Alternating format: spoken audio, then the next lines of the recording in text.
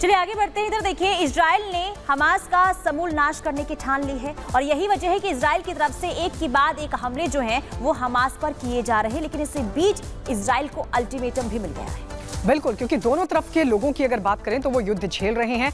इस बीच अब दुनिया जो है वो इजराइल पर यानी नेतन्याहू पर युद्ध को रोकने का दबाव बना रही है। कैसे, इस रिपोर्ट में आपको दिखाते हैं।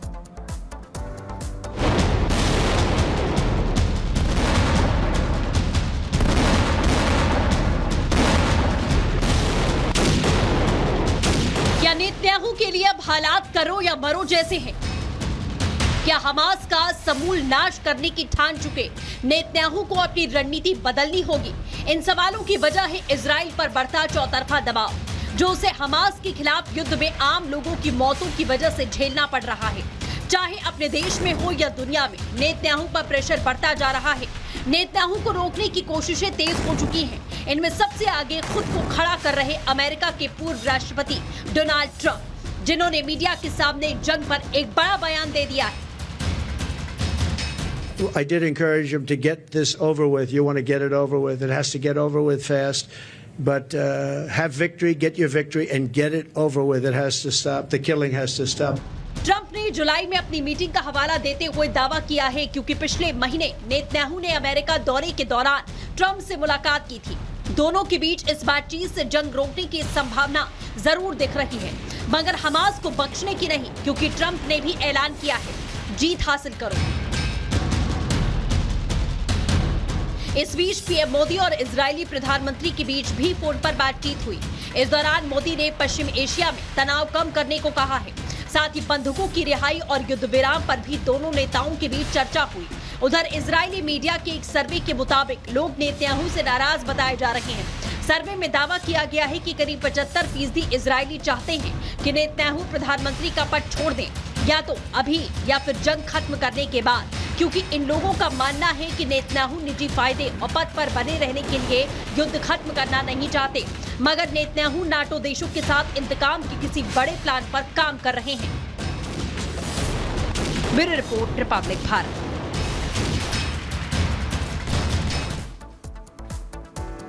और चलिए अब बात करते हैं तुर्की की संसद की। संसद में जबरदस्त संग्राम हुआ क्योंकि तुर्की की संसद एक तरह से जंग के मैदान में उस वक्त तब्दील हो गई जब सत्ता पक्ष के सांसद और विपक्ष के सांसद आपस में भिड़ गए, नौबत मारपीट तक आ गई। बिल्कुल, और यही नहीं, देखिए सांसदों पर खून तक सवार हो गया था। उस वक्त कैसा नजारा था जब सांसद आपस में भिड़ते हुए नजर आए और कैसे जंग का अखाड़ा संसद बन गया है, रिपोर्ट के जरिए आपको दिखाते हैं।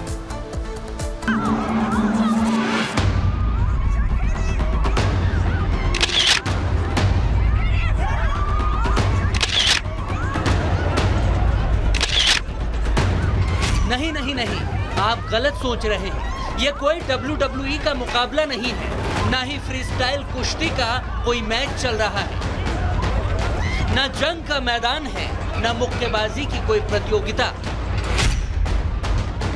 तो फिर ये चल क्या रहा है, जहां सूट बूट और टाई पहने लोग एक दूसरे का मुंह तोड़ने पर आमादा हैं, दनादन मुक्के बरस रहे हैं। इन लोगों के माथे पर खून सवार आखिर क्यों है? ये तुर्की है जनाब, मिडिल ईस्ट का एक बड़ा इस्लामिक देश जो इजराइल और हमास युद्ध में भी एक बड़ा प्लेयर है। मगर उस देश के संसद में एक महायुद्ध छिड़ गया।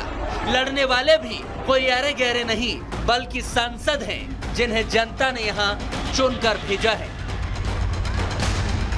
सोचा था जनता के काम करेंगे, उनके मुद्दे उठाएंगे, मगर उठा क्या रहे हैं, एक दूसरे पर लात घूंसे चला रहे हैं। एर्दोगन के देश में जिन सांसदों को जनता के लिए कानून बनाने होते हैं, वो सांसद एक दूसरे का खून बहा रहे हैं। यकीन नहीं आता तो संसद की सीढ़ियों पर पड़े इन खून के छींटों को देख लीजिए। आखिर क्यों तुर्की की संसद में सांसदों का खून बहा? उसकी वजह है विपक्ष के सांसद अहमद सिक का वो विवादित बयान, जिसमें वो पोडियम पर खड़े होकर एर्दोगन की पार्टी को आतंकी संगठन बता गए। क्योंकि सिख की पार्टी के एक सांसद हैं अताले, जो जेल में बंद थे। उन्होंने सरकार के विरोध में प्रदर्शन किया तो जेल में डाला और फिर 18 साल की सजा हो गई। एर्दोगन ने बिल लाकर संसद से उनकी सांसदी खत्म करने का फैसला किया तो तुर्की की सुप्रीम कोर्ट ने यह फैसला पलट दिया और अताले की जेल से रिहाई के आदेश दे दिए। संसद में अदालत के इसी फैसले पर बहस चल रही थी। अताले की ही पार्टी के नेता अहमद शेख भाषण दे रहे थे और उन्होंने तभी सत्ताधारी पार्टी को ही आतंकी गुट बता दिया तो एर्दोगन के सांसद भड़क गए और अहमद शेख पर हमला बोल दिया। फिर क्या था, करीब 30 मिनट तक संसद में ऐसे ही लात घूंसे चलते रहे जिसमें 3 सांसद घायल हो गए। हाथापाई के चलते संसद की कार्रवाई को 3 घंटों से भी ज्यादा के ब्रेक के बाद फिर शुरू किया गया। स्पीकर ने जमकर सांसदों को फटकार भी लगाई, लेकिन होगा क्या, कुछ दिन पहले भी ऐसी ही लड़ाई में तुर्की के एक सांसद की नाक टूट गई थी और संसद में ऐसी लड़ाई ने अब दुनिया भर में तुर्की की नाक कटा दी है। Bureau report, Republic Bharat.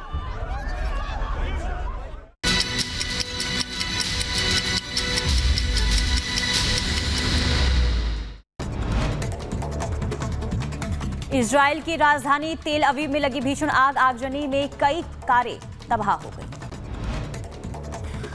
तुर्की के इजमिर में भयानक आग का तांडव, हजारों लोगों ने किया पलायन। इजराइल की हुला घाटी में लगी आग, लेबनान में हुई गोलाबारी के बाद आग लगी। ऑस्ट्रिया के टॉयरोल में मूसलाधार बारिश का कहर देखने को मिला, कई घरों में घुसा बाढ़ का पानी। कनाडा के मॉन्ट्रियल में एक विशाल पाइप टूटा, पानी बहने की वजह से बाढ़ आ गई। रूस ने यूक्रेन पर किया जोरदार हमला, रूसी हमले में 2 लोग हो गए जख्मी। इजराइल ने सेंट्रल गाजा पर एक बार फिर से हमला किया। इजरायली हमले में एक ही परिवार के 15 सदस्यों समेत 18 लोगों की मौत हो गई। इजराइल की फोर्स ने आतंकी इब्राहिम के कई ठिकानों पर किया जोरदार हमला। आतंकी इब्राहिम हिजबुल्लाह के लिए करता था काम। इजराइल ने लेबनान पर किया ताबड़तोड़ हमला, हवाई हमलों में कई बच्चों की मौत हो गई। और यूएन की तरफ से फिर की गई सीज फायर की अपील, इजराइल के गाजा पर हो रहे हमले को नरसंहार बताया। गाजा के दीर अल बलहा पर इजराइल का हमला हुआ, हमले में महिलाओं और बच्चों समेत 15 की मौत हो गई। लेबनान पर इजराइल का हमला, करीब 9 लोगों की मौत की खबर। इंडोनेशिया ने अपनी आजादी के 89 साल पूरे किए। राष्ट्रपति जोको विडोडो और कैबिनेट मंत्री स्वतंत्रता दिवस समारोह में शामिल हुए।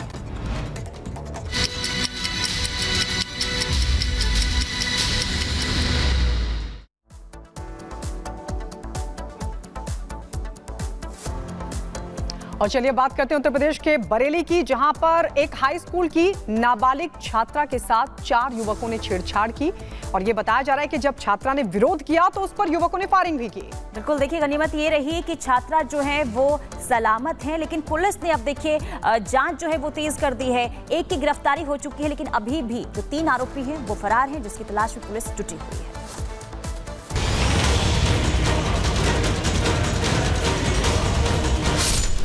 यूपी के बरेली में एक दलित छात्रा से छेड़छाड़ का मामला सामने आया है। करीब 4 जिहादी दरिंदों ने बीच बाजार जन सेवा केंद्र से लौट रही छात्रा से छेड़छाड़ की कोशिश की। छात्रा के विरोध करने पर आरोपियों ने तमंचा निकालकर छात्रा पर फायर कर दिया।